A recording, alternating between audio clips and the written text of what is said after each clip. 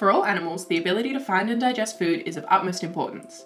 In many species, individuals dedicate hours of their day foraging to find enough food for survival and to ensure their reproductive success. Birds in particular have adapted a wide range of diets and strategies to cope with the environments they inhabit. This documentary looks at some of these techniques and how they relate to a wide range of locations in which birds live. At the Ricketts Point Marine Reserve, many species can be observed happily coexisting. This is partially because their foraging strategies and diets differ, so they are not in direct competition for food resources. Many of us are familiar with the seagull or silver gull. Notorious for its love of fish and chips, the seagull has adapted not only to forage for food items in shallow water, but also in a wide range of urban environments. In particular, seagulls have adapted to search for food scraps in tips and bins, as well as pilfering our much-loved meals. These generalist feeding strategies allow the seagull to be extremely successful at exploiting urban environments, and it's unsurprising that they're found all over Australia. Enter the eastern reef egret.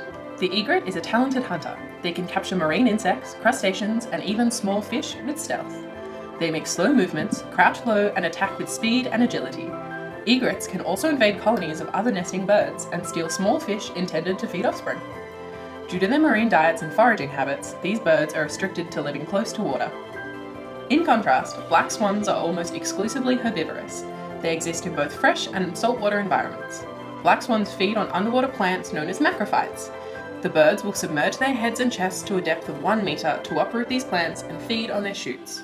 Swans also filter feed by running their beaks along the water surface to feed on aquatic insects and floating plants. Living solely near freshwater, the Pacific black duck also exists off a largely herbivorous diet, eating the seeds of aquatic plants. To attain essential nutrients, the ducks also occasionally feed on small freshwater organisms such as insects and crustaceans. To forage, ducks perform a behaviour known as dabbling, where the duck plunges headfirst into the water, upending its bottom in a way similar to swans. However, like seagulls, ducks can also exist in urban areas such as public parks by foraging on food waste left in damp and grassy areas. Out of the water and onto land, the rainbow lorikeet is a vastly different bird. Lorikeets are also able to inhabit urban environment, as their diets include parts of many plants found in suburban backyards, such as this mandarin tree. They commonly use their beaks as tools to manipulate fruits, tearing through tough outer skins. Their grasping feet allow them to hang at weird angles to reach hidden fruits. With their bright colouring and acrobatic use of their feet and beaks whilst feeding, they appear as if they should be in a circus. Living a fast-paced lifestyle is the willy wagtail. These birds are mainly insectivorous, and they forage for insects on the ground.